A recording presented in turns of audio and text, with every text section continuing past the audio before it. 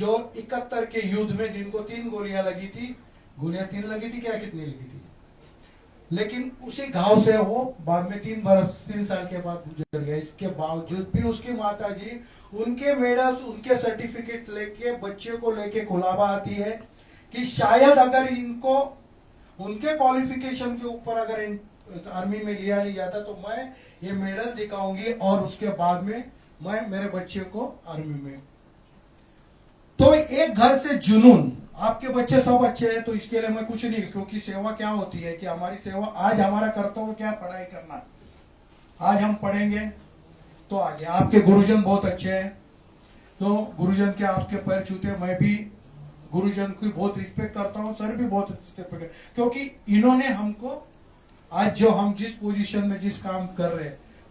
मैं एक अलग चीज आज आपको बताता हूँ कि सर का जैसे बोला कि सर्वश्रेष्ठ 2 में से एक है, तो फिर उसके बाद में उनकी पहचान करके देने में कोई कुछ अलग पहचान नहीं हो, उनका पराक्रम बताएंगे। मैं एक अलग थॉट से यहाँ पे बात करने आया हूँ।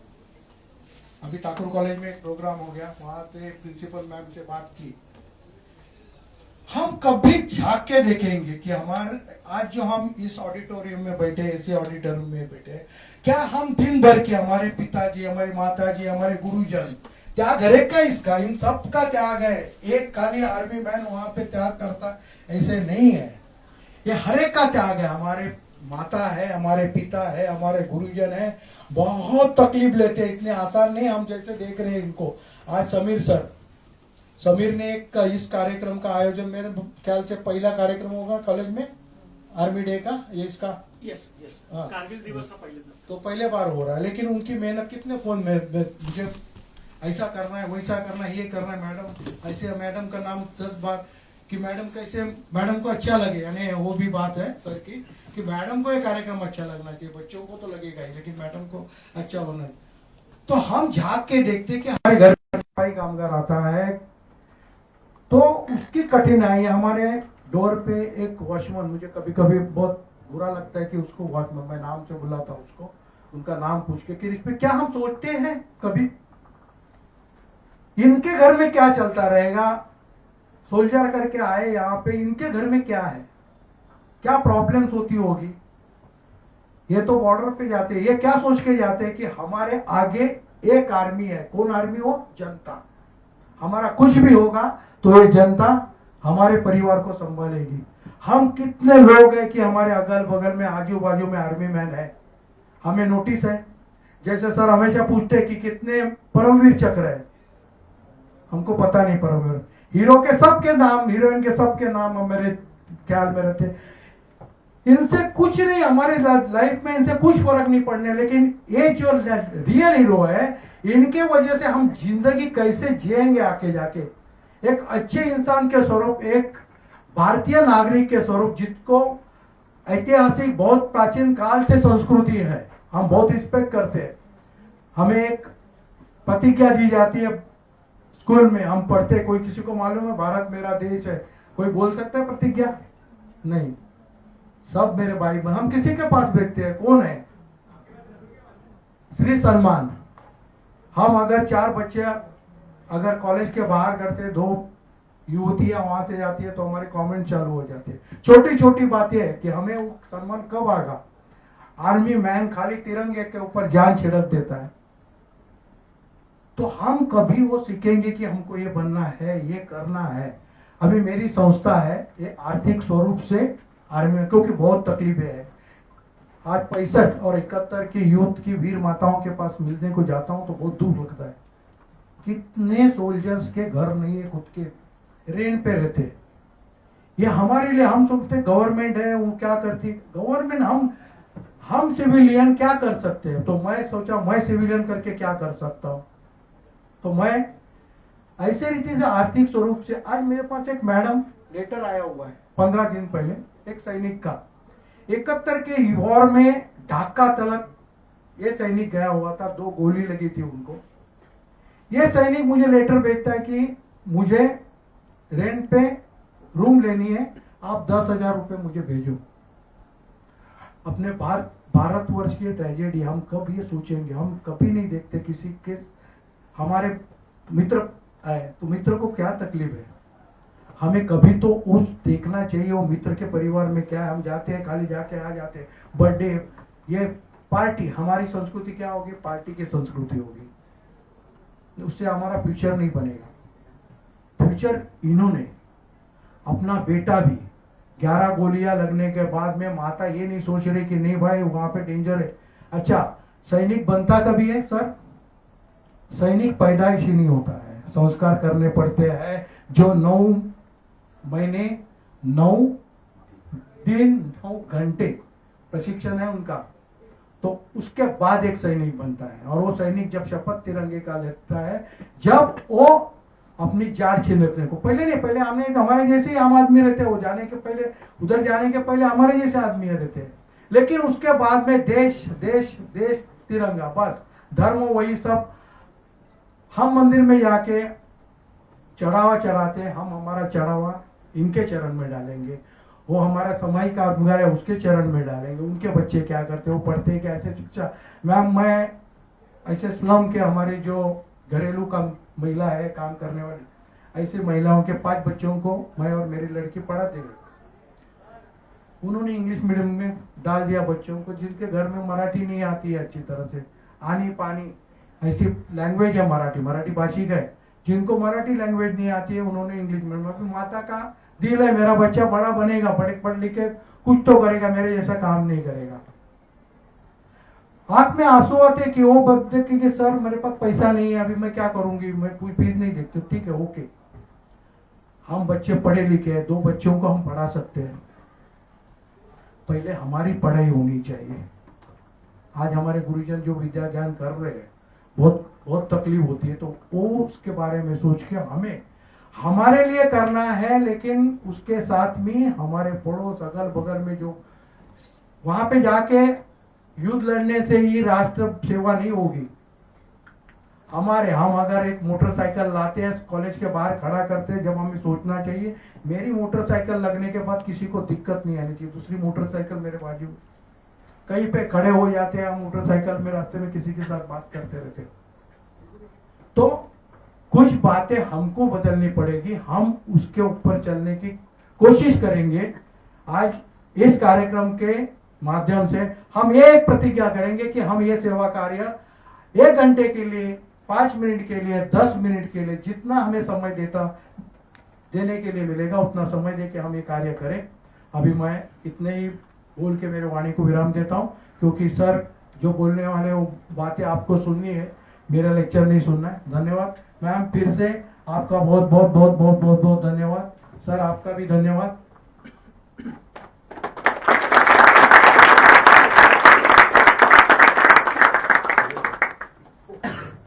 Hello, okay.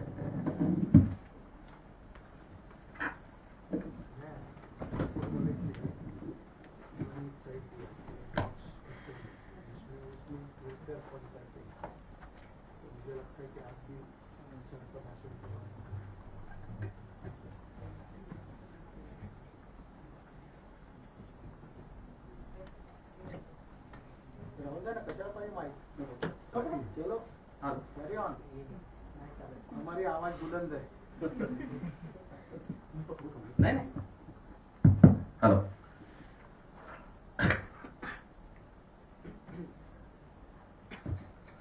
जय हिंद दोस्तों।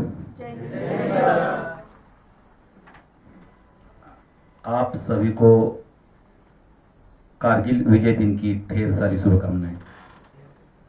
मैं आप सबसे एक रिक्वेस्ट करना चाहता हूं कि जो कारगिल के वीर जवान जो शहीद हुए हैं, जो वीर गति को प्राप्त हुए हैं, उनके लिए 2 मिनट का हम मौन धारण करेंगे। उसके बाद हम अपना आगे वाला कार्यक्रम शुरू करेंगे।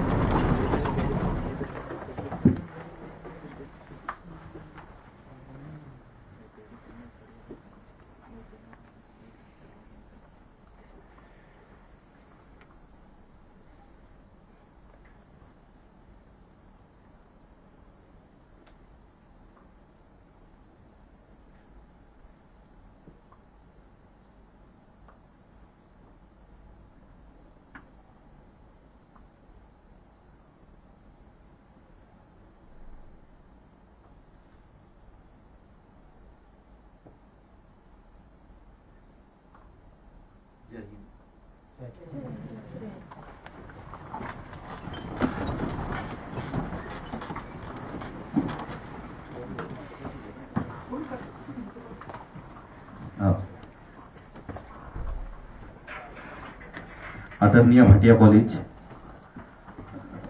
Doctor Sangeeta Srivastava madam, Sameer sir, Bhushan madam और आप सभी दोस्त, आप सबको मैं प्रणाम करता हूं। आज कारगिल विजय दिवस, कोई बता सकता है कि कारगिल विजय दिवस क्यों मनाया जा रहा है आज? कारगिल की लड़ाई कब, किसके साथ लड़ी गई थी? पाकिस्तान के साथ। कब? 1999। Okay, 26 July to 3rd May। 3rd May to 26 जुलाई, 26। है ना? तो शुरुआत यही से शुरू नहीं हुई थी, क्योंकि लड़ाई जो शुरू हुई थी वो 3 मई से शुरू नहीं हुई थी, वो अप्रैल महीने से शुरू हुई थी, जब देश में प्रधानमंत्री उस टाइम के थे अटल बिहारी वाजपेयी जी, और एक एपीजे अब्दुल कलाम साहब ने एक बॉम्ब का आविष्कार किया था पोखरण में। उसके इर्द गिर्द ये लड़ाई घूम रही है। पाकिस्तान ने क्या किया था? हमारे से बातचीत करना शुरू किया था, लेकिन उसको वो अच्छा नहीं लगा था। उसके बाद अमेरिका ने क्या किया? हमारे ऊपर दबाव लाना शुरू कर दिया कि आप लोगों ने ये गलत किया था। तो ये कहानी कुछ पॉलिटिकल थी और उसको ऐसा ही रंग दिया गया कि हम कुछ है नहीं, हमने कुछ अटैक किया ही नहीं। तो शुरुआत तो आपको पता चल गई। अभी आता हूं मैं मूल जो मंत्र है, जो कहानी है वहां के ऊपर। शायद मेरे को आप जब देखते हो तो देख रहे हो ना कि जो छाती के ऊपर जो मेडल लगे हुए हैं वो कितने हैं। ये सब दर्शाते हैं, जो मेडल जो है ये दर्शाते हैं कि मैंने कहां कहां ऑपरेशंस किए और कहां कहां लड़ाइयां लड़के आया हूं। हर मेडल का एक लड़ाई है, हर मेडल एक ऑपरेशन है। और ऑपरेशन जैसे कि अभी मैडम ने थोड़ी देर पहले बताया था कि ऑपरेशन मतलब जो डॉक्टर करते हैं वो ऑपरेशन है, वो ओटी में होता है, ऑपरेशन थिएटर में होता है। जब सैनिक ऑपरेशन करता है वो होती है मुहिम, वो होती है लड़ाई, वो होती है गनिमी का हवा, जो दुश्मन के ऊपर हम अटैक या किसी भी प्रकार को उसको हानि पहुंचाते हैं, उसको बोलते आर्मी लैंग्वेज में ऑपरेशंस। तो वो है ऑपरेशंस। और मेरा सौभाग्य ऐसा है कि मुझे ऐसे ऑपरेशंस में भाग लेने का मौका मिला, देश के लिए लड़ने का मौका मिला। तो सबसे पहला मेरा ऑपरेशन था ऑपरेशन राइनो, जो था असम में। उसके बाद था ऑपरेशन ऑर्चिड और नागालैंड में। उसके बाद था ऑपरेशन पराक्रम जम्मू एंड कश्मीर में। उसके बाद था ऑपरेशन कारगिल जम्मू एंड कश्मीर में। उसके बाद ऑपरेशन था ऑपरेशन रक्षक जम्मू एंड कश्मीर। उसके बाद ऑपरेशन हिफाजत मणिपुर। उसके बाद ऑपरेशन हिफाजत 2 मणिपुर। और आखिरी वाला मेरा जो ऑपरेशन था वो था UN mission south Africa Congo. तो इसकी सब की झलक जो है ये यहां पे आपको छाती के ऊपर दिखाई दे रही है। मैंने स्कूबा डाइविंग किया है, जो 100 मीटर वाटर पानी के नीचे जाके किसी भी पनडुब्बी को उड़ाना हो तो वो बखूबी हमने उसका ट्रेनिंग लिया है। उसके लिए क्या करना पड़ता है? पहला गोदावरी वो भी बोलो। हाँ, तो उसके लिए गोताखोर बनना पड़ता है। और वो गोताखोर के लिए आपको जब पानी में खड़ा रहना पहला सीखना पड़ेगा। पानी में कौन खड़ा रहेगा? पानी में खड़ा रह के अपने हाथ सुखाने होते हैं। तो पानी में सबसे पहला बड़ा ट्रेनिंग है कि पानी में खड़ा कैसे रहोगे, पानी में चलते कैसे हो, यहां से शुरुआत होती है। और जब ये करोगे तब जाके खुद जाके आपको आगे जाके कमांडो बनोगे। वहां तक ही नहीं, अभी हमने 18,000 फीट के ऊपर से छलांग भी लगानी है, 23,000 फीट से छलांग लगानी है, तब जाके उसको पैराशूट मिलता है। तो ये पैराशूट का मतलब ये है। उसके बाद एक बिच्छू सा दिखाई दे रहा है ना, दो कोने वाला, वो है यूएस आर्मी के साथ हमने जो है ट्रेनिंग ली है। यूएस में जाके उनको कुछ दिन उनको सिखाना, कुछ लड़ाइयां उनको सिखानी, कुछ उनसे हमने सीखना। तो ये हमने किया है। और नीचे जो दो दिख रही है छोटी सी एक चिड़िया है, चिड़िया में जो छोटी सी छतरी है, उसको 3 स्टार है। वो स्टार है कि एक जब एक जंप का जो होता है ना, 25 जंप के बाद 1 स्टार मिलता है, 50 के बाद 2 और 45 के बाद 3। तो ऐसे जो है जंप हमने ये जंप किए हैं 25-25-25 के हिसाब से। पैराशूट से जंप होती है वो। उसके बाद ये जो छाती पे लगा हुआ है ये है बलिदान। बलिदान का मतलब होता है कि सर्वस्व देश के लिए त्यागना, बलिदान परमो धर्म। उसके बाद आपको कुछ देने के लिए, देश के लिए कुछ रजा नहीं है। अगर आपने बलिदान की कसम खाई है तो आप कुछ नहीं कर सकते। मतलब उसके आगे कुछ देने के लिए क्या है? जब आपने सब कुछ अपना न्यौछावर कर दिया देश के लिए तो उसके आगे आपके पास कुछ नहीं है। और वो ट्रेनिंग हमने बखूबी की है और उनके ऊपर निभाने की कोशिश करी है। जो भी पैरा कमांडो हो, जो भी बलिदान कमांडो हो, जब बलिदान की जब कमांडो की जब स्पेशल फोर्सेस में जाने की जब आपकी इच्छा हो तो उसकी नियुक्ति कैसी होती है? जब 1000 बंदे आएंगे उसमें से आपको 35 निकालने हैं तो उसको छाटनी कैसी करोगे? मतलब किस लेवल का वो ट्रेनिंग होगी उसकी। तो उस ट्रेनिंग से आपको निकलना है और तब जाके आपकी छाती के ऊपर जब बलिदान लगता है। और ऐसे बलिदान कमांडो का हमने वो एसएसबी ट्रेनिंग की है और देश के लिए लड़ने का हमको मौका मिला है। कुछ ऐसी ही चीजें थी कि 1992 में मैं सेना में भर्ती हुआ। उससे पहले सर ने अभी जब जैसे बताया कि मेरे पिताजी सेना में थे, मेरे दादाजी सेना में थे और मेरे पिताजी के 4 भाई वो सेना में थे और 4 भाइयों के मतलब 4 पिता चाचाओं के हम 7 भाई, सबके सब हम सेना में हैं। और ऐसी हमारी ये पीढ़ियां चलती आई है कि इंडियन आर्मी में हम सब सर्व कर रहे हैं।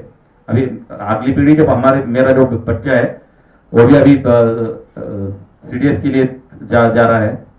तो ये सब चीजें कब होती है? जब अपने दिल में जब देश के लिए प्यार हो तब जाके हम ये सब चीजें निकलती है। एक पेमेंट का लेने के लिए हम सेना में नहीं जाते। हमारा फर्ज बनता है देश के लिए मैं क्या करूं। हर बंदे का फर्ज बनता है देश के लिए मैं क्या करूं, मैं देश के लिए क्या कर सकता हूं। देश ने हमको यहां पे रहने की इजाजत दी, हमको वो अधिकार दिया। डॉक्टर भीमराव बाबा साहब आंबेडकर के संविधान ने जब से हम देश में जिस दिन पैदा होते हैं उस दिन से हमको ये सब कानून हमको लागू होते हैं। इसलिए हम दूसरों को पूछे तू क्या मेरा बिगाड़ेगा, क्योंकि मेरे साथ कानून है। बाबा साहब आंबेडकर ने उस टाइम पे जो हमको ये आजादी दी, तो लेकिन ये आजादी का दो प्रचार कब से होने लगा? जेएनयू जैसे कॉलेजों में। क्योंकि जब बुद्धि ज्यादा हो जाती है तो आदमी के ऊपर क्या होता है, थोड़ी सी फ्रस्ट हो जाता है उसका दिमाग, फिर देश के खिलाफ बोलना शुरू कर देते हैं।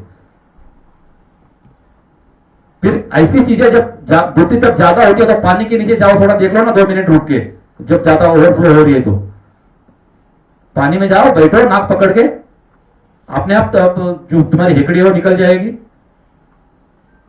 जब आप कोई अच्छा काम नहीं कर रहे हो तो देश के खिलाफ दूसरा काम ऐसा दुर्भाग्य वाला ऐसा काम क्यों करना है? हर आदमी का काम बनता है कि मैं अपने देश के लिए क्या करूं, मैं अच्छे से अच्छी सेवा मैं देश के लिए कैसे कर रहा हूं। क्योंकि आप देश का भविष्य हो आगे के लिए, आप सभी का दायित्व है। जितना हमारा दायित्व है वैसा आप सभी का, जो बाहर की जनता है, सिविल जनता है, आम जनता है। जरूरी नहीं कि हर आदमी ने सेना में जाना चाहिए। आप जहां पे हो, जिस भी कार्य में कर रहे हो, वो देश के लिए काम कर रहे हो, लेकिन वो कार्य करते समय एक ध्यान रखना कि इससे मेरे देश को कोई हानि तो नहीं पहुंच रही। मैं जो कर रहा हूं इसमें कोई मेरे देश के लिए हानि तो नहीं कर रहा। ऐसा कोई भी देश के खिलाफ कोई वर्ड ना बोलो।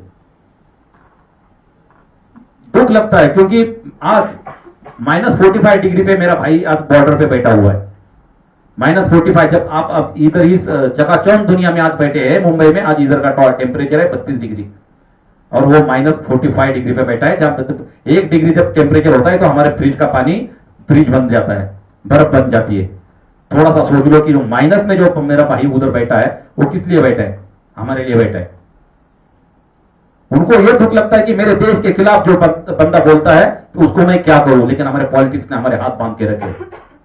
बंदूक तो दोनों तरफ भी होती है, सिविल में भी है तो इसमें भी है, लेकिन हम मार नहीं सकते किसी को, क्योंकि हमको मालूम है बाहर का दुश्मन कौन है, अंदर के दुश्मन को हम मार नहीं सकते, क्योंकि पॉलिटिक्स हमको वो इजाजत नहीं देती।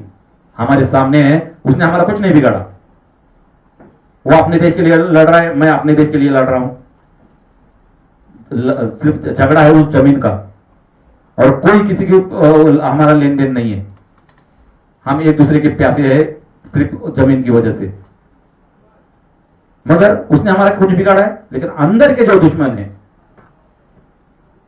जात पात ऊंच नीच, इसको कौन मारेगा?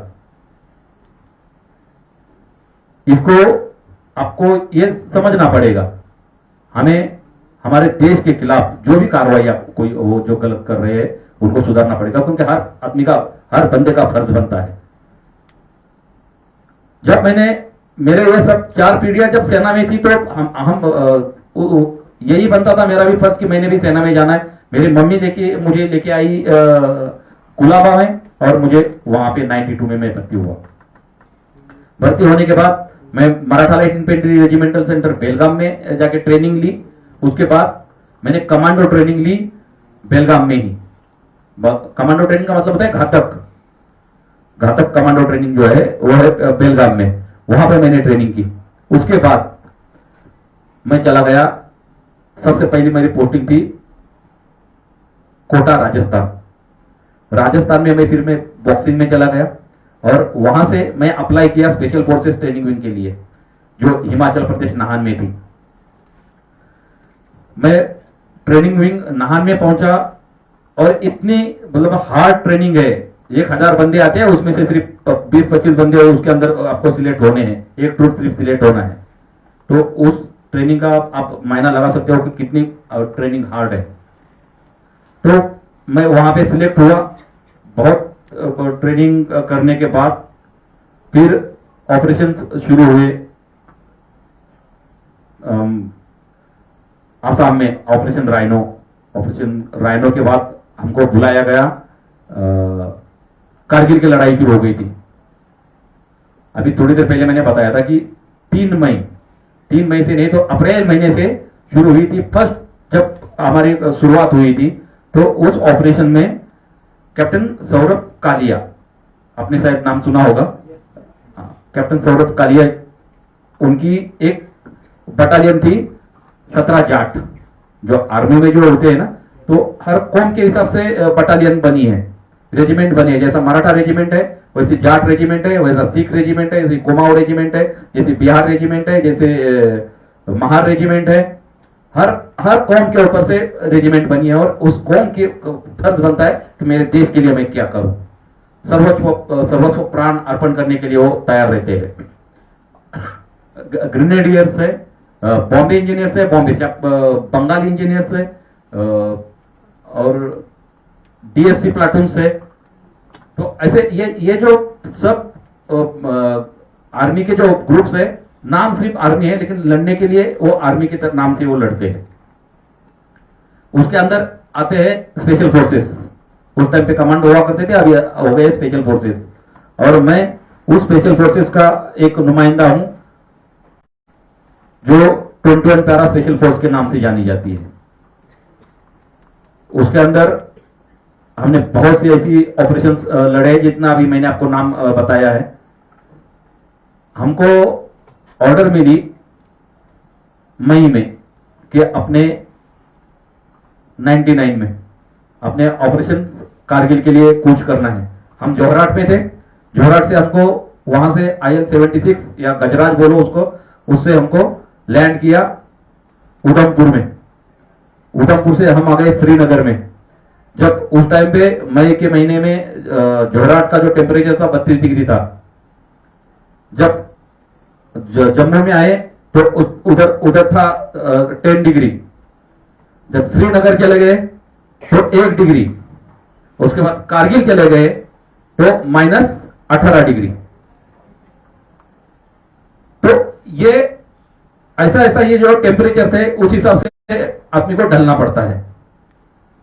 जब इधर से चले गए प्लस से, तो लेकिन जब हम कारगिल में पहुंचे, तो कारगिल में पहुंचने के बाद मेरे 21 पैरा स्पेशल फोर्सेस को 4 टीम थी, अलग अलग सेक्टरों में उनको बांटा गया। 13 सेक्टर, 15 सेक्टर, मॉस्को वैली। और हमारे जो मैं जिस टीम में था, मैं चार्ली टीम में था, सी टीम मतलब चार्ली टीम, और हमको टारगेट दिया गया था तोलोली। लड़ाई थी टाइगर हिल, तोलोली, मॉस्को वैली, ये सब ऊपर वाले जो हिस्से है वो शुरुआत होती है NH1 जो श्रीनगर से लेह लद्दाख तक रास्ता जाता है, वो है NH1। जब बर्फ पड़ता है तो दोनों देशों का काम बनता है कि आप अपने अपने देश में जाके बैठे रहो।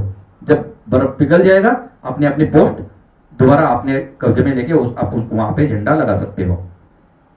बर्फ जब ज्यादा बर्फ पड़ा तो हमारी सेना नीचे आ गई बेस में।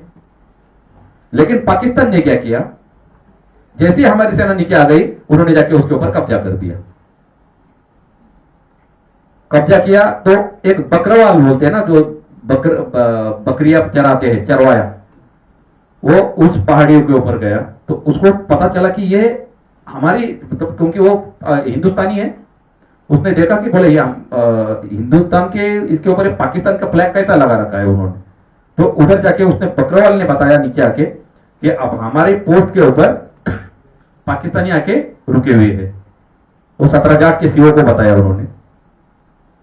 तो सीओ ने क्या किया, कैप्टन कालिया को बताया आप जाके चेक करके आ जाओ क्या हुआ, एक्चुअल कहानी क्या है। तो उनकी 10 बंदों की एक टीम पेट्रोलिंग करके वहां तक पहुंचने के लिए गई। तो उन्होंने क्या किया, उनको दूर से पता चला, क्योंकि वो हाइट पे बैठे हुए हैं, नीचे से जब पेट्रोलिंग चलती है तो ऊपर से पता चल जाता है कि कोई ना कोई हलचल हो रही है यहाँ पे, और बर्फ पड़ा हुआ है। बर्फ के अंदर जब भी आप चलोगे तो आपको दूर से पता चल जाता है, क्योंकि चादर बिछी हुई है उधर, और थोड़ा सफेद के ऊपर अगर दूसरा कुछ भी छोटा सा काला भी तिनका भी गिर गया तब भी हमको लंबे से दिखाई देता है। तो ये जब उधर तक पहुंचे तो उनको पता चल गया कि कुछ ना कुछ इधर हरकत हो रही है। तो उन्होंने बीच में एम्बुश लगाया। एम्बुश का मतलब होता है कि घात लगा के बैठ जाना, चुपके से बैठ जाना, जब आएगा तो उनको मारना है। जो चलने वाला आदमी तो बेसावत तो नहीं रहता है ना, क्योंकि आम आदमी जब चलता है तो क्या सोचेगा कि वाला पहले तो घर तक जाना है और फिर वापस आना है। लेकिन जो आदमी हमारे ऊपर घात लगा के बैठा है कि जब ये आएगा तब मैं इसको काटूंगा। हमारी सेना उधर तक पहुंची। पहुंचने के बाद उन्होंने आधे रास्ते तक जाने के बाद ये बीच में घात लगा के बैठे थे। उसने क्या किया, जैसे ही हमारी फौज आगे की तरफ गई तो पीछे वालों ने फायर किया, एक आगे वालों ने फायर किया, बीच में इनको घेर के सबको मार दिया। मार के ही छोड़ा नहीं, उन्होंने क्या किया, उनके शरीर के छोटे छोटे छोटे टुकड़े किए और बोरी में भर के, जो खेचर होते हैं ना, खेचरों में डाल के उनको दोबारा अपने देश में वापस कर दिया। 26 लोग मारे गए। हाँ जी। तो उनके अंदर जो काट के जो वापस भेजा था, उनके अंदर कैप्टन सौरभ कालिया का एक शरीर था, लेकिन हम पहचान नहीं पाए उनको, कौन सा धड़ है, कौन सा है, किसका क्या है, क्योंकि मांस का गोला जो है बन के जब भेज देते हैं ना तो पता नहीं चलता इन चीजों का। तब ये खबर आर्मी कमांडर को लगी कि ऐसी ऐसी बात हुई है। आर्मी कमांडर ने प्रधानमंत्री जी को बता दी और 3 मई को तत्कालीन प्रधानमंत्री उस टाइम के थे अटल बिहारी वाजपेयी जी ने लड़ाई घोषित कर दी। अमेरिका क्या बोलती है कि आप लड़ाई घोषित नहीं कर सकते, ये आतंकवादी और मुजाहिदीन ने एक अटैक किया हुआ है, ऐसा बोल रहा है जनरल मुशर्रफ, क्योंकि वो आर्मी का उस टाइम पे जनरल था उनका, और उसी का प्लान था सब कुछ ये, क्योंकि उसने इंडिया में आके सब कुछ देख के गया था, आगरा में आके इंडिया क्या करती है, कैसा मेहमान नवाजी है उनकी। जब वो आके चला गया, उसने शुरू कर दी वो वाली कहानी। उसने बोला इंडिया को हमने किसी भी प्रकार से उनका NH1 जो श्रीनगर से लेह तक जाता है उसको कट कर दो, ऊपर वालों को राशन नहीं पहुंचेगा, अपने आप ये ऊपर वाला छोड़ देंगे और ये हिस्सा पूरा जो है पाकिस्तान में मिल जाएगा। इंडिया का आप नक्शा देखोगे तो ऊपर से श्रीनगर से ऊपर वाला जो हिस्सा है तो सिर्फ एक ही रोड है उसके ऊपर। अभी कर दिया जब प्रधानमंत्री जी शिमला मार्ग से अभी जो हुआ हो, नहीं तो पहला तो एक ही रूट था NH1 जो श्रीनगर से लेह तक जाता था। अभी मोदी जी ने कर दिया शिमला वाला रूट, तो अभी दोनों तरफ से हम ऊपर जा सकते हैं। तो जब NH1 को उन्होंने बंद किया और वहां से फायर कहां से होता था, टाइगर हिल और तोलोलिंग से।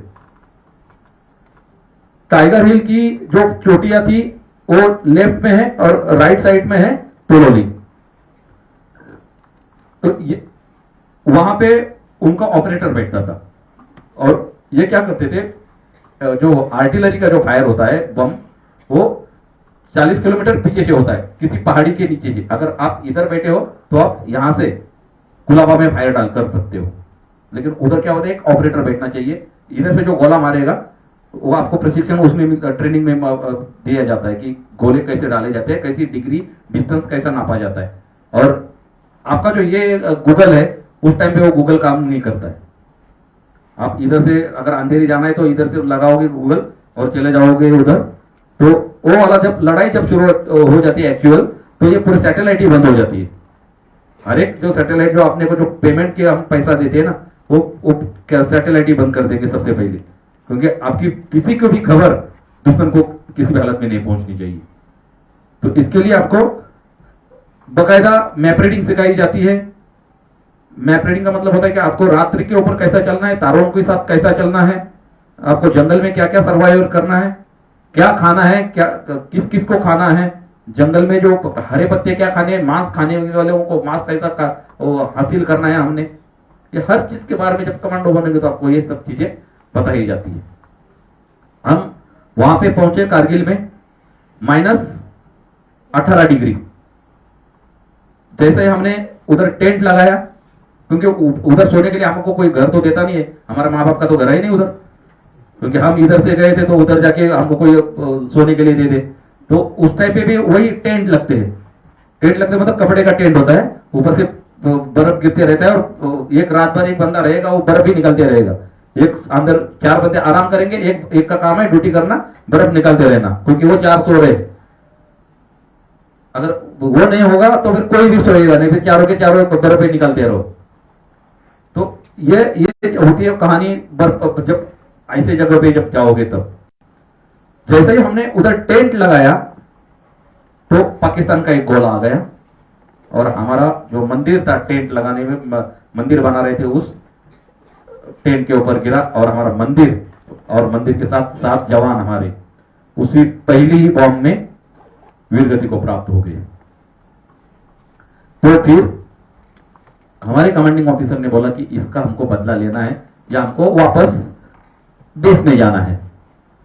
तो कुछ हम बंदे थे, तो हमने बोला सर ऐसा नहीं चलेगा, हमने इनका बदला लेना है, हमें सिर्फ आप ड्रेस दे दो, मतलब जो उनका पहनावा जो है वो दे दो, उनके साथ हमें पाकिस्तान के हथियार जो पकड़े हुए थे वो दे दो, ताकि हम अंदर घुस सके।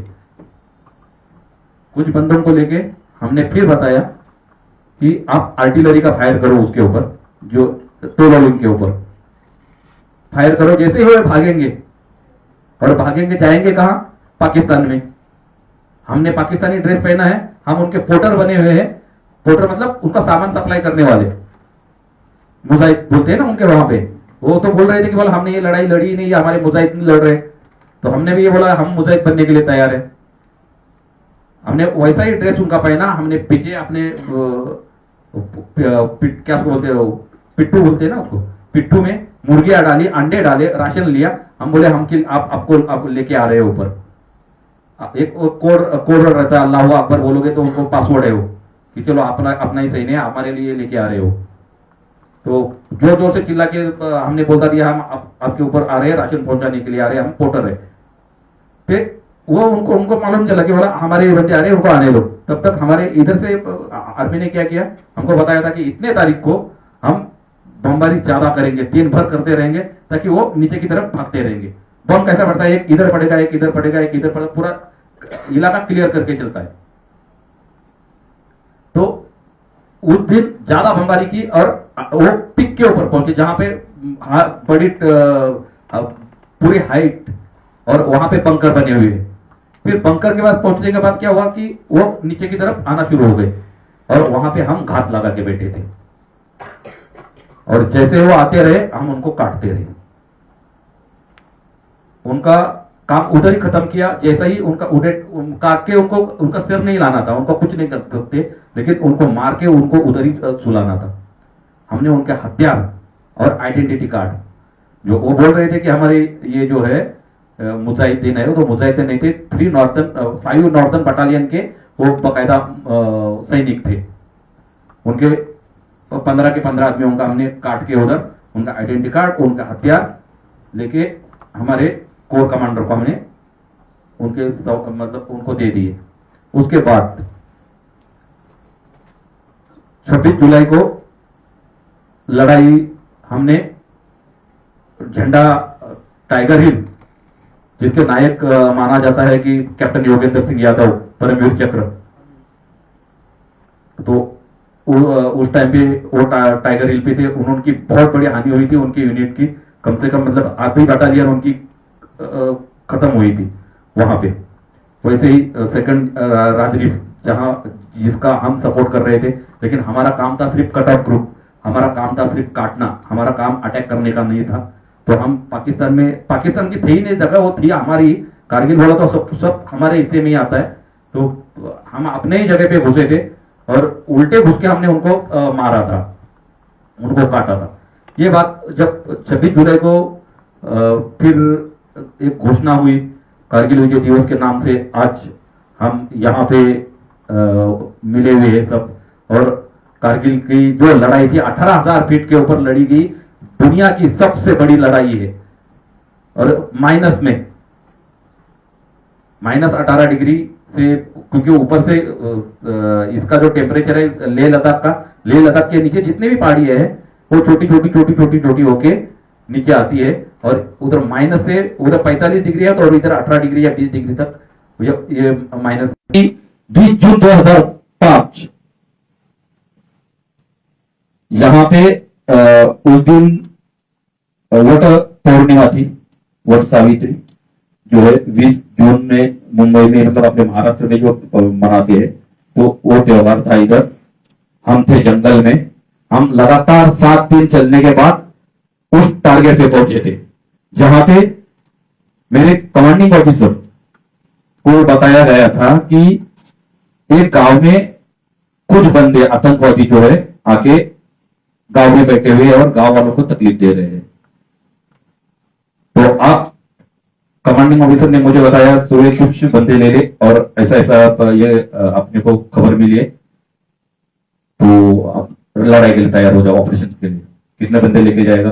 बोला सर मेरे को 18-19 बंदे जो है मुझे दे दो, मैं अपने ऑपरेशन के लिए मैं निकलता हूँ। पूरी तैयारी कर दी, मैंने अपने बच्चों को ब्रीफिंग दे दी। तो मैं यही बोला कि अगर कोई वॉलेंटियर नहीं है तो आने की जरूरत नहीं, क्योंकि ऑपरेशन 7 दिन का बताया जा रहा है, हो सकता है 10 दिन भी लगे, हो सकता है मतलब हम जैसे ही पहुंचेंगे उधर 3 दिन में अगर पहुंचे तो हो सकता है जल्दी हो जाए। लेकिन क्या होता है बताएगा, जब ऑपरेशन में जाते हैं उस टाइम पे सरप्राइज बहुत बड़ी चीज से मायने रखती है। सरप्राइज कैसी मतलब हमारा लॉस होता है कि आपके जैसा अगर कोई बंदा अगर हो इधर मुंबई में रहने वाला, तो हम 2 मिनट में उसको बता सकते हैं कि इसने परफ्यूम मारा है, तो हमको स्मेल लेने की आदत है, हम इधर से बता सकते हैं इसके पास परफ्यूम है, इसका मतलब इधर आदमी रहता है कोई। जब चील कौवे जब उड़ते हैं ना ऊपर, तो वो दर्शाते हैं कि इधर कुछ ना कुछ हरकत हो रही है।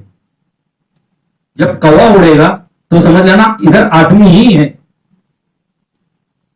जब पंछियां चिल्लाएंगी तो उनको पता है कि इधर कुछ ना कुछ मतलब जानवर चिक चिक चिक चिक कर रहा है। जब सांप जब निकलता है तो उससे पहले कीड़े चिल्लाना शुरू कर देता है। ये संकेत जब आपको पढ़ाए जाते हैं वहां पे, और ये संकेत जो है सरप्राइज लॉस करने के भी कुछ भाग पड़ते हैं उसमें। जैसे कुत्ते, गांव को जब अवॉइड नहीं करोगे तो कुत्ते भौंकेंगे, तो आपको अपने आप दुनिया को पता चल जाएगा वह इधर से कुछ ना कुछ हरकत हो रही है। जब मौसम खराब हो जाता है तो आपको उधर ही बैठना है, नहीं तो फिर आप गुम हो जाओगे, क्योंकि मौसम साथ नहीं देता। तारे क्या बोलते हैं, क्योंकि चलना होता है तारों के साथ। मैप रीडिंग में क्या बोलते हैं, मैप रीडिंग नॉर्थ और तारे। आपका नॉर्थ सही होना चाहिए। नॉर्थ जिस नॉर्थ के ऊपर आप चलते हो, नॉर्थ को अगर नॉर्थ में मिलाओगे उसके बाद आपका पूरा मैप जो है आपको वैसे के वैसा आपको मिलेगा, वैसे ही चल सकते हो आप। लेकिन नॉर्थ को समझने के लिए आपको तारों के साथ जरूरी है। अगर तारे बोलेंगे कि नॉर्थ पोल का जो पोल स्टार है या डब्ल्यू स्टार है या आकाशगंगा है, ये सब आपको बताया जाएगा, उसमें किस प्रकार का किसका क्या रोल है, कितने बजे से कितने बजे तक ये काम करते हैं, चांद का मौसम कौन सा होता है, चांद का जब कट आउट है वो किसको दर्शाता है, हर चीज के बारे में आपको इतना नॉलेज दिया जाता है वहां पे। तो हम लगातार 7 दिन चलने के बाद वहां पे पहुंचने के बाद मौसम बहुत बड़ा खराब था और मैंने अपने कमांडोज को हर एक के पेड़ के पास लगा दिया। जब लगा दिया मतलब उन्होंने अपना आन लेके बैठ गए, मैं थोड़ा सा आगे एडवांस में गया और स्पोर्टस को बोलते हैं ना, जो कैमरा के ऊपर ये बंदा जो सर्वेलेंस करता है वो सर्वेलेंस कर रहा है।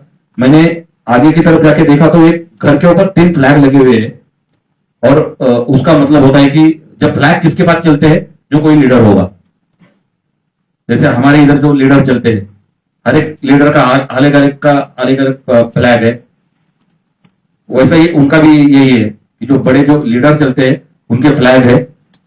और वो एक घर के ऊपर बारिश जो लगी हुई थी उसकी वजह से वो फैल नहीं रहे थे, इसलिए चिपके हुए थे, लेकिन थे तो फ्लैग ही।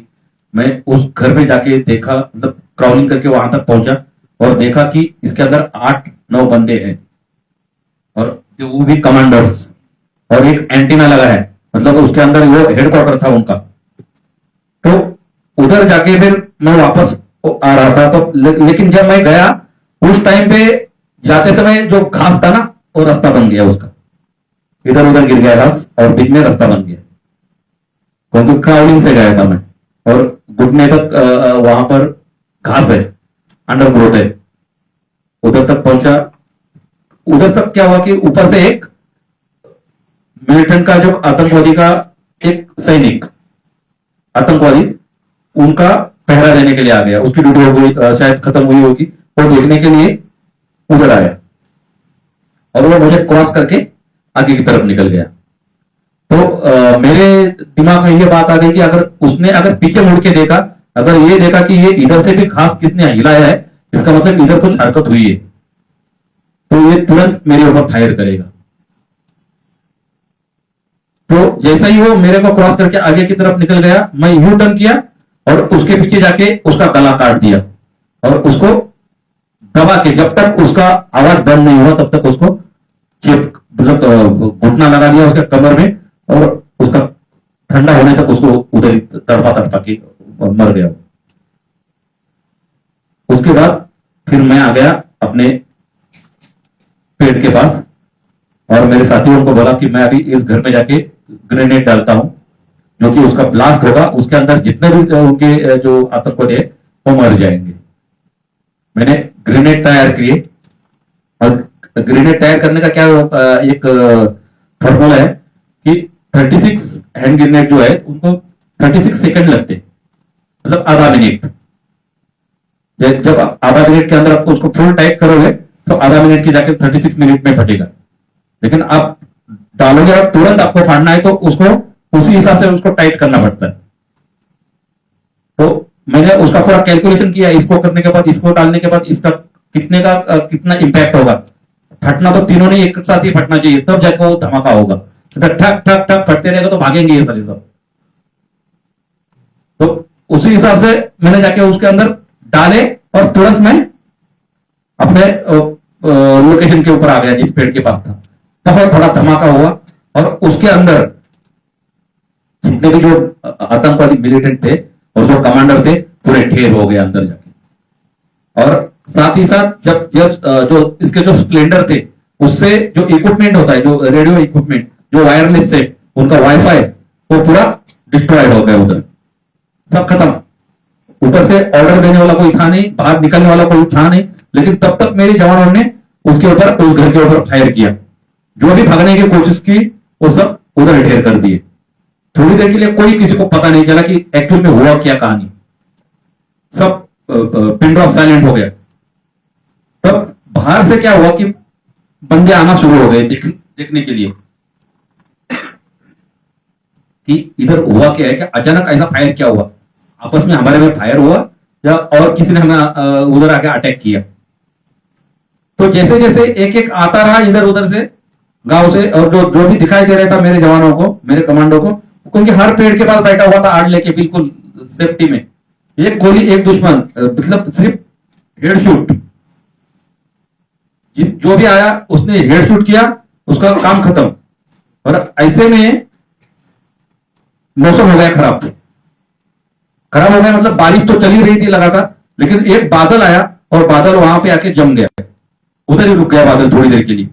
मतलब बादल जब इसके ऊपर, जब पहाड़ी के ऊपर जब लगता है ना, तो आपको पता नहीं चलता कि आगे वाला 2 मिनट के ऊपर, 2 मीटर के ऊपर मेरा भाई जो कोई बैठा है उसको मेरे को दिखाई दे, क्योंकि बादल की वजह से कुछ नहीं दिखता, आगे पूरा ब्लैंक हो जाता है।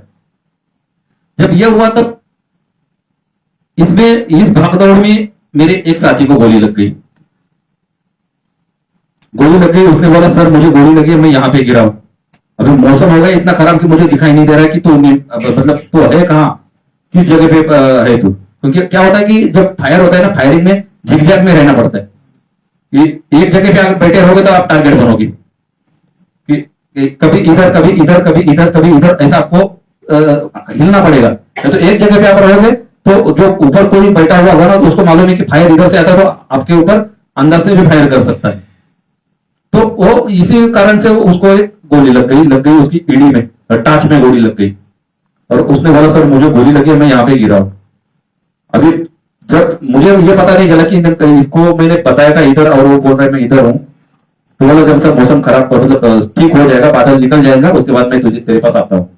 5-10 मिनट के बाद बादल निकल गया। फिर मैं उसको बोला कि एक तू डबल टैप का फायर कर ले, टक टक फायर करके मुझे को एक थोड़ा इशारा दे कि मैं इधर पड़ा हूं।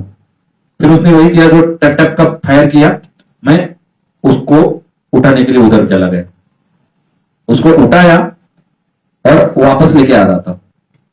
तब तक क्या किया, जिसको गोली लगी थी ना, उसको, वो आतंकवादी था, उनको मालूम था कि इसको उठाने के लिए कोई आएगा। उसने क्या किया, तुरंत एक ब्रस्ट निकाला, ब्रस्ट में ऑटोमेटिक फायर किया उसने, और मेरे लेफ्ट पैर में 7 गोलियां लगी, जहां से मेरी पूरी हड्डी निकल गई और मैं जमीन पे गिर गया। मेरे साथ में मेरा साथी था, वो लुढ़कते लुढ़कते नीचे नाले में चला गया। ये होता है, ये मतलब एक 2-3 मिनट की बात है, तुरंत मतलब फटाफट कैसा होता है, ये वाली बात है। ये नीचे गिर गया, तब तक वो और आगे आ गया। उसको लगा ये गिर गया, इसका वजह मर गया क्या देखने के लिए आया, और उसने सेकंड ब्रेस्ट कार्ड निकाला, सेकंड ऑटोमेटिक फायर किया। टटर की गोलियां लग रही, तब तक मेरे राइट पैर में 2 गोलियां लगी, और वो भी हड्डी टूट के कमर में लग गई, नीचे पीछे की तरफ हो गया। दोनों पैर, एक तो निकल ही गया और एक मोड़ के कमर के पास आ गया, और मैं हो गया घुटने के बल। घुटने के बल उठता हूं, तब तक वो वैसा ही चुप नहीं बैठा, और खड़ा हो गया और 5 फुट के ऊपर आ गया। आंखों में आंखें डाली उसने देखा कि मैं क्या मैं नीचे की तरफ गिर रहा हूं और मैं लुढ़कते लुढ़कते नीचे की तरफ जा रहा हूं। तब तक उसने और फायर किया, पेट में 2 गोलियां लगी और पूरी आंतड़ियां बाहर टप के। और तब तक अभी और भी चुप नहीं बैठा, उसको लगा कि और 2 मीटर के ऊपर आ गया। फिर उसको लगा कि मेरे कान पकड़ के मेरे को मारेगा, ये इतना नजदीक आ गया। और उसने क्या किया, फिर बंदूक ऐसी तालियां मारने के लिए, तो फिर मेरे हाथ में मैंने अपने भगवान का, मेरे स्थिति का मैंने नाम लिया, और मेरे जीवन संगिनी जो मेरी राइफल है, मैंने उसको उठाया और तान दिया उसके ऊपर। कोई एम नहीं लिया, कोई कुछ नहीं, जैसे आया ट्रिगर में हाथ डाला और पूरा ब्रस्ट निकाल दिया। ब्रस्ट का 2 मीटर के ऊपर था, पूरा नीचे से ऊपर उसको पूरा 2 फाट गया उसके।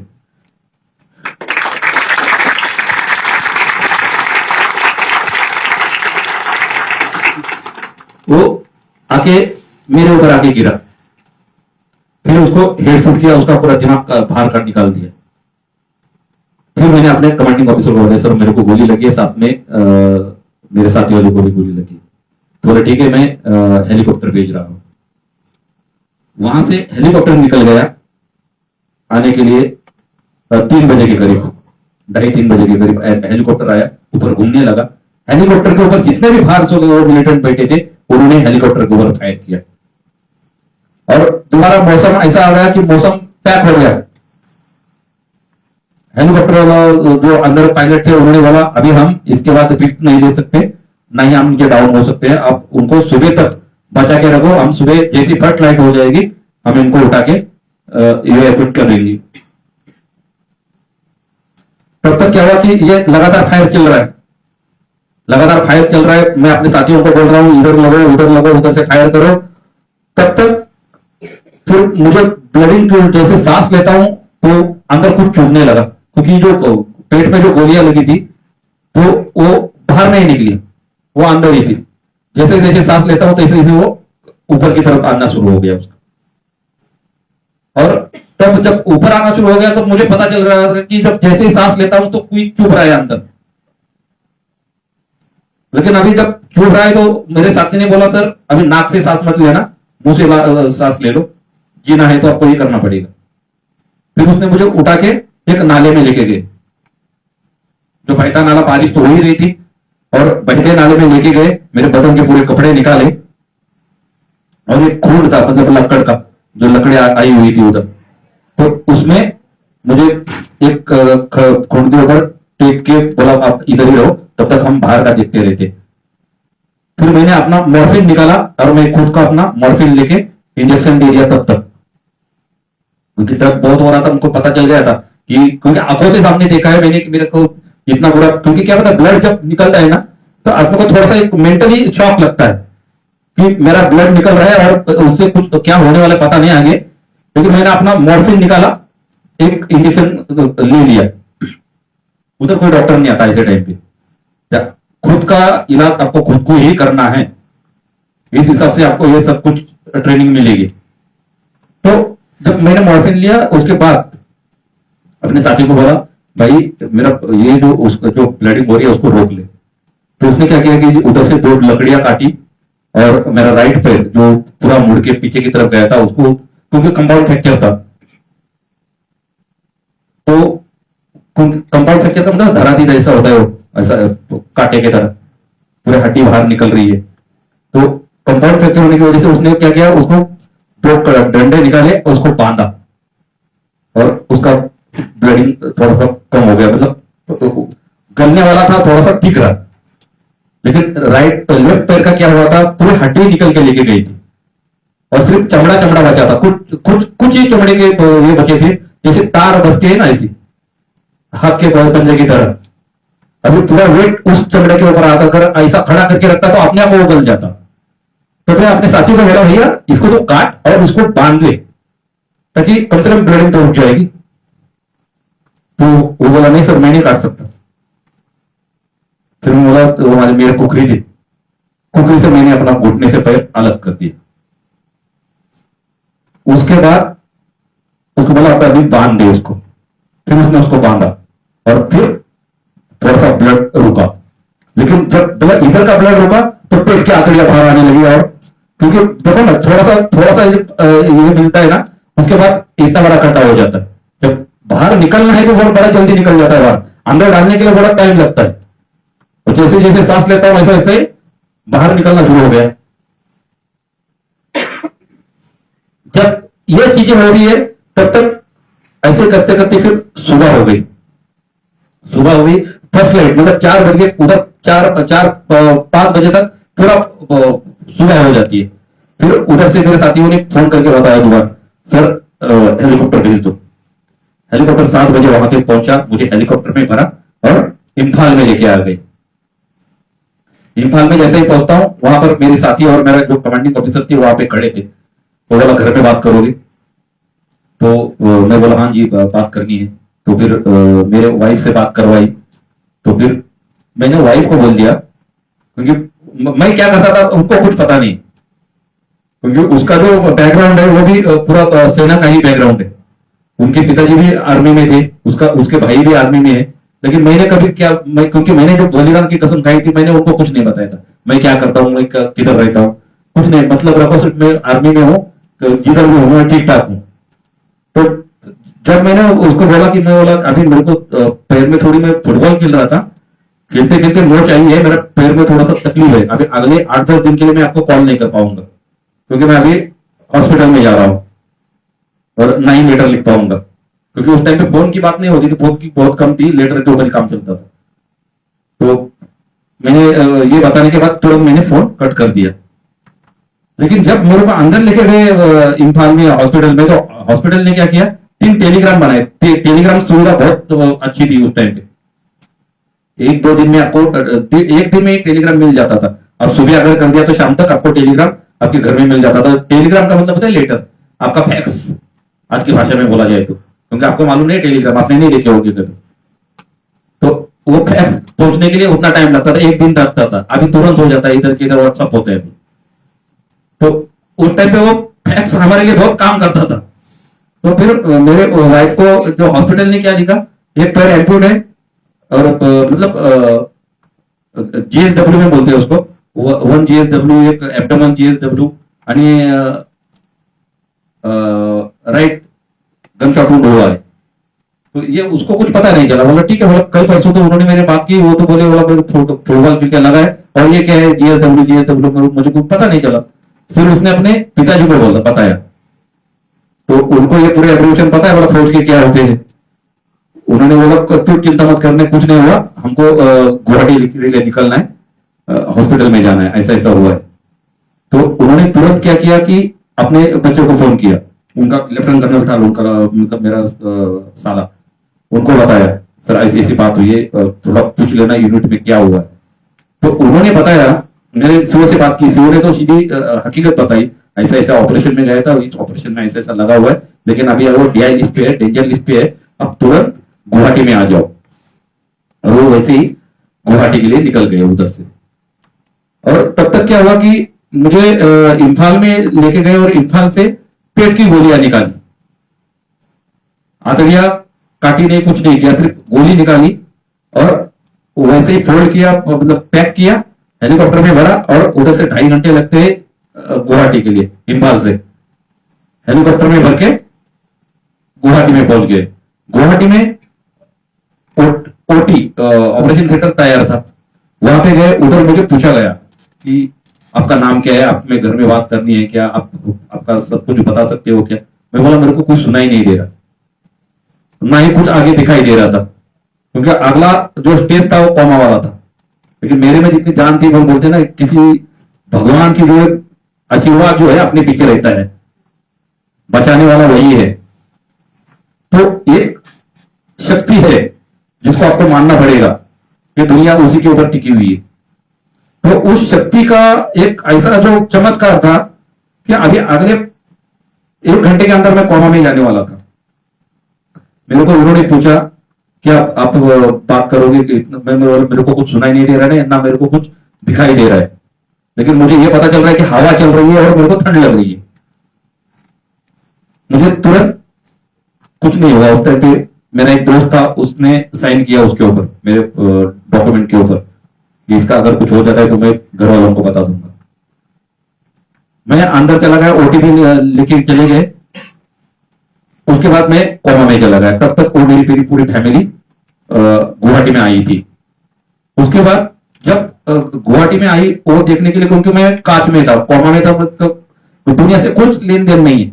मतलब वो 7 दिन दुनिया के जो ब्लैंक दिन है ना, ब्लैंक क्या होता है, आदमी जब सोता है तो थोड़ा देर तो पता तो चलता है कि कुछ ना कुछ होता है, लेकिन जब कोमा में जाता है तो उसके बाद कुछ पता ही नहीं चलता, ये दुनिया ही नहीं हमारी। वो जो बच्चे जब छोटे होते हैं और जो सोते हैं ना, वो वैसे वाली स्थिति है, कोई किसी का लेन देन नहीं किसी से। तो ऐसे में जब 7 दिन के बाद जब होश आया, तब ये पूरी फैमिली आके 4 दिन हो गए थे उनको आके। तो फिर एक एक आके होश आके फिर उनको मिलने के लिए भेज दिया। तो सबसे मैं क्योंकि बात तो नहीं कर सकता था, सिर्फ कांच में था, इसलिए सबको हाथ से मैंने बता दिया कि ठीक है, और किसको पता नहीं कि मेरा पैर मैंने काटा था। और डॉक्टर ने भी उस टाइम पे नहीं बताया था कि एक्चुअल हुआ क्या है। जब मेरे को होश आया तो फिर मेरे को जो कमांडर उधर के कमांडेंट थे, ब्रिगेडियर रामदास करके, तो उन्होंने पूछा ऐसी ऐसी बात हुई है, अपने घर वालों को बताया क्या। बोला मैंने बताया नहीं और आपने भी बताना मत। बोला ये जिम्मेवारी हमारी है भैया, बताना मत नहीं। बोला सच्ची कहानी है, वो तो बताना ही पड़ेगी क्या है क्या नहीं, क्योंकि मैं डॉक्टर हूँ, उनका परिवार का कोई रिश्तेदार नहीं हूं मैं, और ये मेरी जिम्मेवारी है उनको ये सब कुछ सच्चाई बतानी। तो उन्होंने अपने हिसाब से उनको सबको बता दिया। और उसके बाद जब मैं पूरा होश में आ गया, क्योंकि मेरी कांच निकल गई, मेरा मास्क निकल गया, और फिर बताया डॉक्टर ने कि सुरेश साहब बोला आपने आपका काम कर दिया लेकिन हम आपका पैर नहीं बचा पाए। बोला साहब सॉरी, क्योंकि मुझे ये पता है कि मेरा एक पैर जो था मैंने ही काटा था। आपका धन्यवाद मैं इसलिए देता हूं क्योंकि आपने मेरा दूसरा पैर जो गोलियां लगी थी उसको आपने रॉड डाल के बिल्कुल सीधा कर दिया, और जो पेट की आंतड़ियां थी वो आर्टिफिशियल डाल के मुझे बिल्कुल तंदुरुस्त कर दिया, और आज मैं आपके सामने खड़ा हूं। ये किसी बोलते ना भगवान की दया की वजह से हूं मैं आज खड़ा। मेरे माँ बाप का आशीर्वाद जो है या मेरे भारतवासियों का जो आशीर्वाद है वो मेरे ऊपर है, इसलिए मैं आज यहाँ पे खड़ा हूं। और ये बात जब उस टाइम के महामहिम राष्ट्रपति भारत रत्न डॉक्टर एपीजे अब्दुल कलाम साहब को जो पता चली तो 26 जनवरी 2006 में उन्होंने मुझे शौर्य चक्र से सम्मानित किया।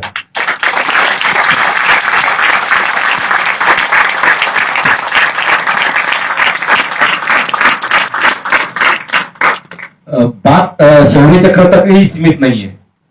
जब आज मैं जो खड़ा हूं तो मुझे एक प्रेरणा मिलती है उनसे। जब हमारी चक्रा सीरीज की सेरेमनी समाप्त हो गई उसके बाद मैं अपना चाय पानी का नाश्ता होता है उसके लिए हम चल रहे थे, तब वो महान व्यक्ति मेरे पीछे से मुझे क्रॉस करके आगे तक आ गई और उन्होंने मेरे कंधे पे हाथ रखा। वो फोटो है हमारे पास, आप बोलो तो मैं फोटो हाँ, तो जब मैं चल रहा था मेरे पीछे से आ गए, उन्होंने मेरे कंधे पे हाथ रखा और मुझे पूछा कि आप मेरे साथ डिनर करोगे। तो ये जो प्राउड मोमेंट थी मेरे लिए कि मेरे को ऐसा लगा कि मेरे हाथ से अभी मेरे डंडे गिरने वाले हैं, क्योंकि मेरे हाथ में तब तक क्रैचेस थी, मैं क्रैचेस के ऊपर चलता था, 2 क्रैचेस थी क्योंकि मैं नया नया पैर लगाया था उस टाइम पे। और जब ये उस टाइम पे मैं बिल्कुल फ्रिज हो गया उधर, पर क्या बोलूं उनको, जवाब क्या दूं, हाँ या ना। बोलते ना भगवान ने एक बार किसी को तो पूछता है, बोला बोल बंदे तेरी रजा क्या है, क्या करूं मैं तेरे लिए। तो वो वाला मोमेंट मेरे लिए था। तो मैं उस टाइम पे मैं कुछ मतलब मुंह से कुछ निकला ही नहीं, मैं मेरे आंख से पानी निकल गया, आंख से आंसू निकल गए। तो बोला व्हाट यू से, और मैं बोला इसको बोलूं क्या, कोई मुंह से शब्द निकले तो बोलूं को क्या, मेरा बोलते हैं ना मेरा गला भर के आ गया, मुंह से आवाज ही नहीं निकल रही है। मैं गर्दन से हाँ किया, और वो मोमेंट जो है आज भी मुझे वो प्रेरणा देती है कि बोलते हैं ना भगवान है हमारी दुनिया में और किसी ना किसी के रूप में वो आते हैं। और हम जिस वास्तु के नीचे बैठे हैं, आपको मालूम है कि मेरी मम्मी कहा करती थी कि वास्तु जो है ना 24 घंटे में एक बार तथास्तु बोलती है, और वो तथास्तु बोलती है उस टाइम पे हमारे दिल में जो विचार है, हमारे मन में जो विचार है, उसका पॉजिटिव आशीर्वाद हमको मिलता है। और जिस भी जगह पे हम बैठे हैं, आज जिस वास्तु के नीचे हम बैठे हैं, ये भी वास्तु वही बोलने वाली है, बोल रही होगी, किसको बोल के गई भी होगी। लेकिन हमारे हिसाब से मुझे ये चाहिए कि कभी भी ऐसा दुर्विचार मत करो कि जो मेरे देश के खिलाफ हो। देश ने आपका कुछ नहीं बिगाड़ा, देश ने आपको बहुत कुछ दिया है, हर बंदे को भर भर के दिया है। जितना माँ बाप ने दिया, माँ बाप जब अपने लिए देती है तो माँ भारती अपने लिए नहीं दे सकती, माँ भारती का ही तो आशीर्वाद है ये। और आप सभी को मेरी प्रार्थना है कि देश के खिलाफ जो भी कोई कार्य करता हो उसके खिलाफ आप खड़े हो जाओ। जो पिछड़े क्या बोलते अपने बूढ़े माँ बाप का सहारा बनो। देश आप किसी भी क्षेत्र में रहो, चाहे कोई भी क्षेत्र हो, किसी का, क्योंकि हर एक का क्षेत्र अलग अलग हो सकता है। देश सेवा करने का आपको यह मौका मिला है, जरूरी नहीं कि हर आदमी अपना सेना में जाके ही ये सब कुछ कर सकता है। आप जिस क्षेत्र में हो, जिस घर में हो, घर में जो भी आप सेवा करोगे वो भी अपनी ही सेवा है, वो भी देश की सेवा है। जब आप रास्ते पे चलते हो, जब कूड़ा कचरा जो है वो उठा के जब आप डालोगे तो वो है समाज सेवा। जब आप बातचीत करोगे, किसको गाली गलौज नहीं करोगे, वो है समाज सेवा, वो है ईश्वर सेवा। और आप सभी से मेरी यही मैं आप सबसे प्रार्थना करता हूं कि आप यही सब कुछ सुन के अपने देश के प्रति प्यार और प्रेरणा लेते हुए आप सभी का मैं तहे दिल से आभार व्यक्त करता हूं। ऑपरेशन साइनेट एक वो ऐसा है, लेकिन ये बातें जो है कभी कभी मीडिया के सामने नहीं आनी चाहिए, क्योंकि एक ऐसा एक ऑपरेशन चला था जो ऑपरेशन पराक्रम में हुआ था, और उसको मसूद अजहर को छोड़ने के लिए एक अजहर मसूद को छोड़ने के लिए एक ऑपरेशन हुआ था कि अगर हमारा आईएल उन्होंने नहीं छोड़ा, हमारे जो भारतीय जो जवान थे, मतलब भारतीय नागरिक थे, उनको लेके गए थे, 306 नागरिक थे हमारे, और उस आईएल में बैठ के उन्होंने कंधार में जाके उनके ऊपर बंदी बनाया था उनको, और उनका छोड़ने का काम हमारा था। उसके अंदर हम एक 60 बंदों की हमारी एक टीम वहां पे, मतलब ये छोड़ने से पहले हम वहां पे पहुंचे थे। हमने उस टाइम पे भी ऐसा एक ऑपरेशन चला था, ऑपरेशन साइनाइड। अगर पाकिस्तान में पकड़े जाते हो तो अपने साइनाइड खा के उधर ही अपनी जान देनी है, और हथियार पाकिस्तान के ही थे। और ऐसा वाला ऑपरेशन भी हमने कभी ये किया था, लेकिन उसकी कभी बोलबाला नहीं होता, क्योंकि मिनिस्ट्री ऑफ डिफेंस की जो है कुछ हिदायतें हैं, कॉन्फिडेंशियल जो चीजें होती है वो आप सरेआम हम नहीं कर सकते, क्योंकि फिर उनका उल्लंघन हो जाता है, फिर वो अच्छी बात नहीं है देश के लिए, देश हित के लिए। तो ये सब कहानियां हैं, और आप इससे क्या सीखते हो मुझे पता नहीं, लेकिन मुझे ये चाहिए कि आप जो भी कार्य करो देश के हित में करो, देश के खिलाफ ना करो। किसी भी क्षेत्र में जो भी कार्य करते हो, आपके माता पिताजी, आपके गुरुवर्य जो आपको ज्ञान देते हैं, उसको आप क्योंकि उनके पास भी तो एक्सपीरियंस ही है ना, और जैसा जो वो अपने आपके लिए कोई बुरी चीज तो बताएंगे नहीं, वो भी अपना एक्सपीरियंस ही आपके साथ बांटते हैं। उनकी बुद्धि जो है वो आपके साथ शेयर करते हैं, आपने कैसा रहना है वो उनको मालूम है, आपसे ज्यादा वो जानते हैं, क्योंकि जैसे माँ बाप चाहते हैं, क्योंकि माँ बाप तो घर तक ही सीमित है ना, क्योंकि माँ बाप का ड्यूटी है सिर्फ 6 या 7 घंटे की, लेकिन पूरा दिन आप रहते हो स्कूल में, जो आप विद्या ग्रहण कर रहे हो, वो घर के जैसे माँ बाप है, वैसे ही आपके टीचर ये भी तो माँ बाप ही है। जबकि मैं तो बोलता हूँ उससे बढ़कर है, क्योंकि माँ बाप का काम क्या होता है कि जब घर में आएगा, खाना खाया, पढ़ाई किया हो तो किया, नहीं तो सो गया। लेकिन आपको जो आपकी जो बुद्धि का जो प्रमाण बढ़ाने का जो रेशियो है, एक मुझे आपको बता सकता है कि बुद्धि का मतलब क्या है, मेमोरी का मतलब क्या है, पढ़ाई का मतलब क्या है?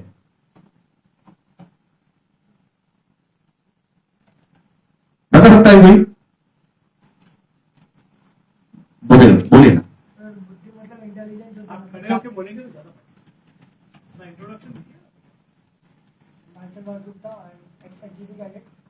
बुद्धि का मतलब अपना इंटेलिजेंस होता है, जिसका मतलब हम लोग कोई भी डिसीजन लेते हैं कि हमें क्या करना है, क्या हमारे लिए सही है, क्या हमारे लिए गलत है, और उससे हम अपने मन पे कंट्रोल करते हैं। बिल्कुल बिल्कुल। तो यही चाहिए कि हम क्या करते हैं, बुद्धि डाल डाल के क्या करते हैं, जो आजकल के हम बोलते हैं ना मेमोरी कार्ड है। बुद्धि क्या है, मेमोरी कार्ड है। जितनी, क्योंकि छोटे बच्चे की बुद्धि कितना होता है, एमबी में होता है, लेकिन आपकी अभी जीबी में बन गई है, जीबी से आपकी टीबी में बनने वाली है। तो यही आपको रात दिन आपके पास जो मेहनत कर रहे हैं ना, आपकी सिर्फ मेमोरी बढ़ा रहे हैं, और आपको इसको इस्तेमाल करने का मौका कब आएगा, जो मैं अभी इससे पहले बताया, क्योंकि 24 घंटे में एक बार आपको तथास्तु बोलेगी, और ये बहुत ही जल्दी होने वाला है, क्योंकि आपके ये जीवन में अभी आपकी निकल पड़ी है, इसके बाद आपने रुकना नहीं है। अब देश आपके हवाले है, अपने देश की कैसी सेवा करनी है, हर आदमी का फर्ज बनता है कि मैं अपने देश के लिए क्या करूं। बस यही इधर तक ही आप लोगों ने मुझे सुना, इतना देर मुझे झेला, और समीर सर ने हमें यहाँ पे बुलाया। मैडम जी बहुत बहुत धन्यवाद आप सभी का। जय हिंद, जय महाराष्ट्र। मुझे ढेर सारी शुभकामनाएं।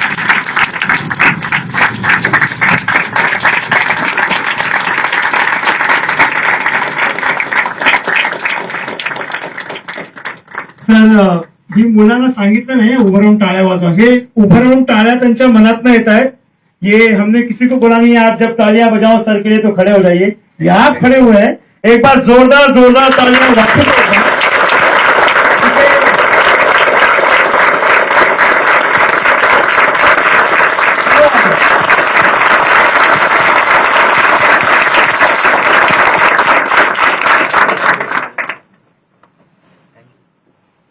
तो असं म्हणतात ना सर की आनंद गगनात देखील मावत नाहीये, तशी अवस्था है सगळ्यांची. बैठिए 5 मिनट हम बच्चों से पूछेंगे, किसी को कुछ पूछना है तो please please have a seat.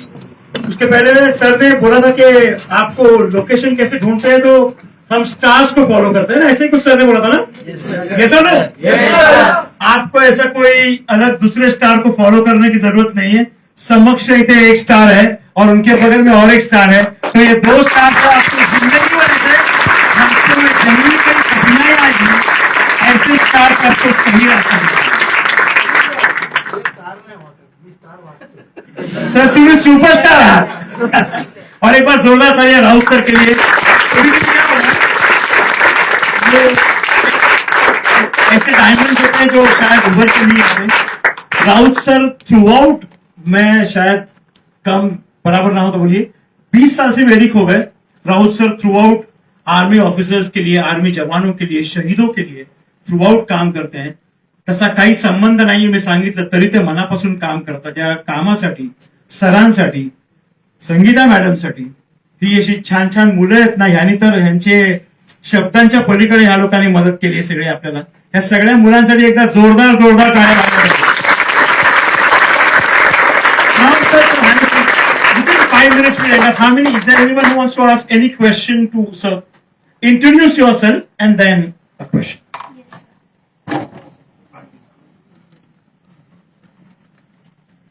जय Hind sir, very good afternoon. मैं अशिता जोगी आज आपको एक सवाल पूछना चाहती हूँ.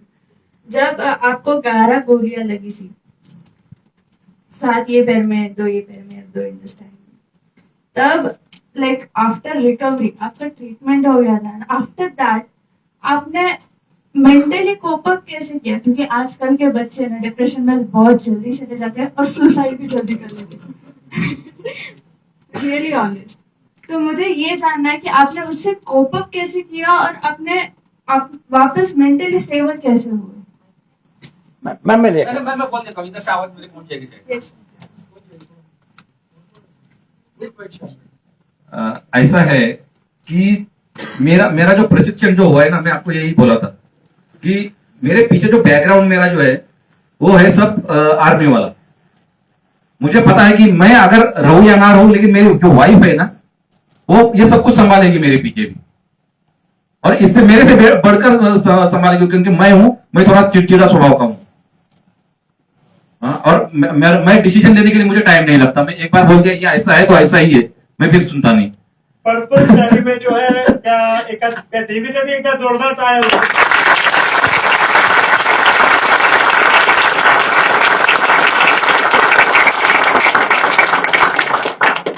सर मैम ऐसे भी वो नवदुर्गा का कुछ बात कर रहे थे, तो ऑलरेडी एक दुर्गा आपको दिख चुके हैं. आपण नवरात्रीसाठी थांबायची गरज नाही, ऑलरेडी एक दुर्गा आहे, इथे एक दुर्गा आहे आणि अशा अनेक दुर्गा आहेत. या सगळ्या दुर्गांसाठी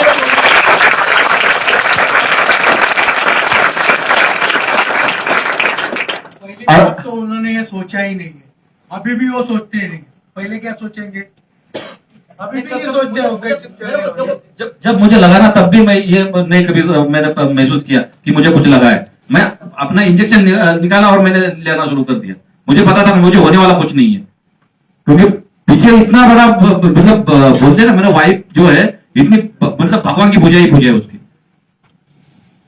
और ये आस्था है भगवान के ऊपर जो है, देवी की जो है हमारे ऊपर आस्था है, और हम उसको पूछते. ये बोलते हैं आदमी का जब मन ही कुछ मानने के लिए तैयार नहीं है तो उसको कुछ नहीं होता. लेकिन फिर भी एक लाइक फॉर टुडेज जनरेशन आप कुछ एडवाइस देना चाहते हो कि लाइक मेंटली कोप अप कैसे करना, क्योंकि आपके साथ इतना बड़ा हादसा हो गया. सर ही मुलं आहेत ना, ही मुलांना ही सगळी मुलांना परीक्षा वगैरे म्हटलं की थोडं लगेच असं ते होतं. त्यांना तुम्ही काय मार्गदर्शन करता त्याने ते कणखर होतील, मानसिक पण कणखरून सगळ्या परीक्षांना ते सामोरं जातील. तो आनंद हुआ था, मैं बच गया.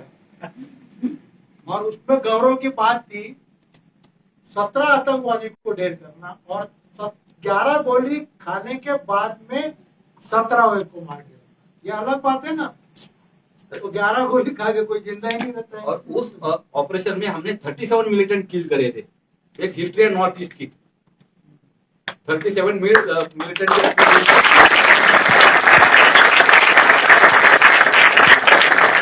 और डाउन टू अर्थ है.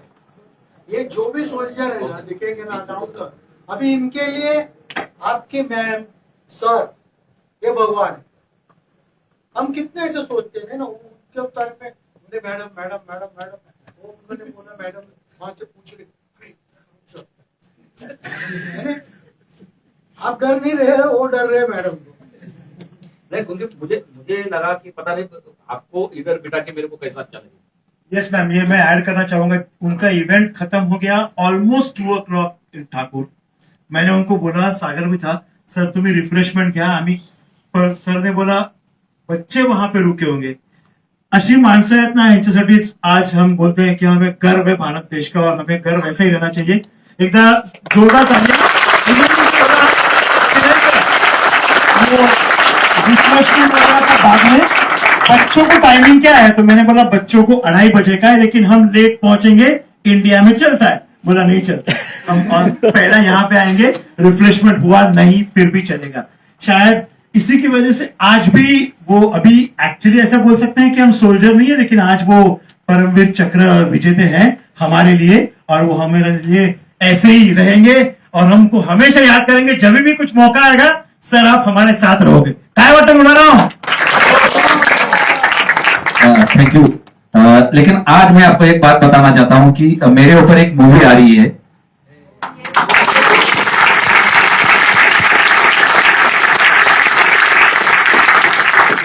नीरज पाठक जो डायरेक्टर आणि दिग्दर्शक नीरज पाठक आणि मनीष शर्मा, ये दोनों जो है पिक्चर मेरे ऊपर निकाल रहे हैं, और शायद हीरो का जो चयन जो होगा वो शायद रणवीर सिंह करेगा, क्योंकि उनसे जब हमारा शुरुआत हुई तो उनसे बात हुई थी, लेकिन वो किसी आउटडोर में थे, तो उन्होंने बोला मैं तो करने के लिए तैयार हूं, लेकिन बोला मैं अभी जैसे विदेश से जब इंडिया में आ जाऊंगा तब हम प्रॉपरली जितना भी इनको मैं सुनूंगा उसके बाद मैं करने के लिए तैयार हूं। तो ये बात हुई है, देखते हैं अभी कैसा भी है, लेकिन लिखना स्क्रिप्ट बननी शुरू हुई है। बनने के लिए थोड़ा टाइम लगेगा, 1.5 साल लगेगा, लेकिन एक पॉजिटिव बात यह है कि किसी ना किसी जवान के ऊपर, मतलब अभी 2-3 पहली मूवी आके गई है, जैसे कैप्टन विक्रम बत्रा शेरशाह आके गई है ना, मेजर उन्नी कृष्णन के ऊपर मेजर आई थी, है ना, LOC कारगिल जो है उसके ऊपर गया था। उसके बाद प्रहार एक मूवी आई थी, बहुत पुरानी मूवी है, नाना पाटेकर जी की, वो उसके ऊपर आई हुई थी। तो ऐसे सब ये जो लेजेंड बनते, जैसे कि सचिन तेंदुलकर के ऊपर एक बायोपिक आई थी, उसके बाद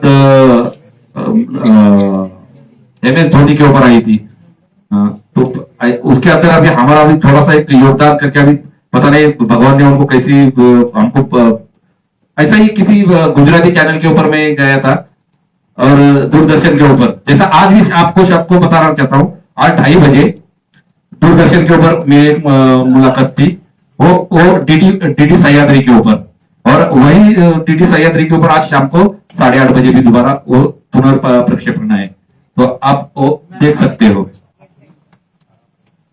थैंक यू।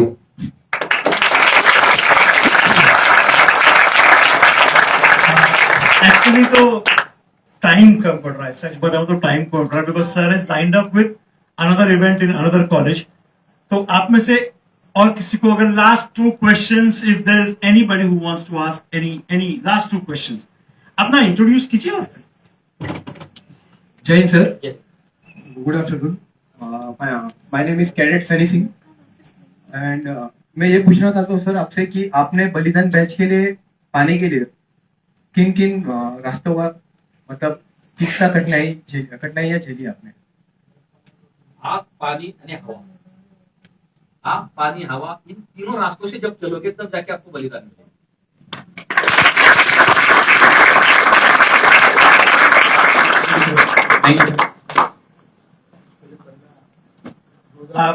और लास्ट एक कोई question?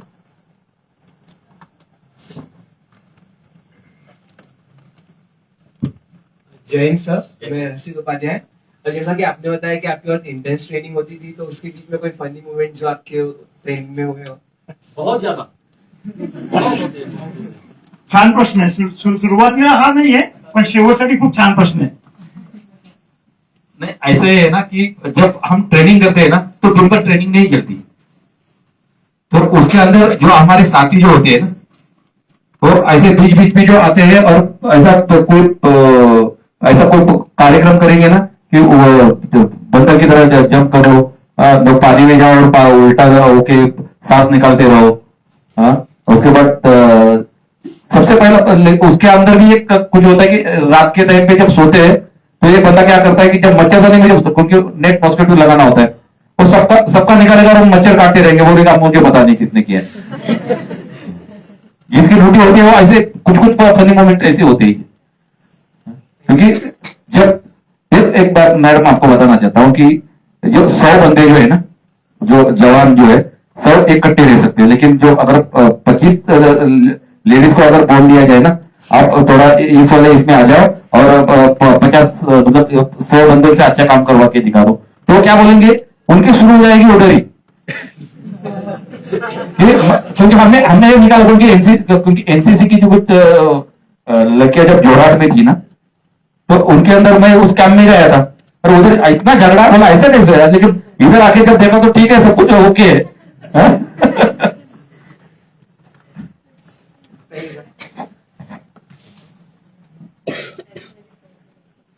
Now vote of thanks ये कहणे काही लेकिन थँक्स तो हमारे दिल से आ रहा है, लेकिन तो पण शब्दात मांडावा लागेल, म्हणून I request ma'am to Sawant ma'am to do the honours. Thank you, sir. Yes, Mrinali Sawant, the CTO of NCC unit, heading the NCC unit of KA Shroff College. Sir, actually, सुरुवात मराठीतनं करेल. सौभाग्य आहे की आपल्यासारखं व्यक्तिमत्व आज आम्हाला लाभलंय.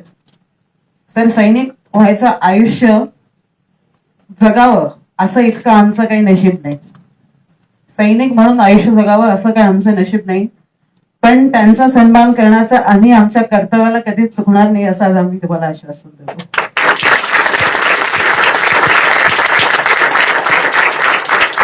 After this valuable, thought-provoking, motivating, and inspiring session, it gives me an immense pleasure to extend the word of thanks.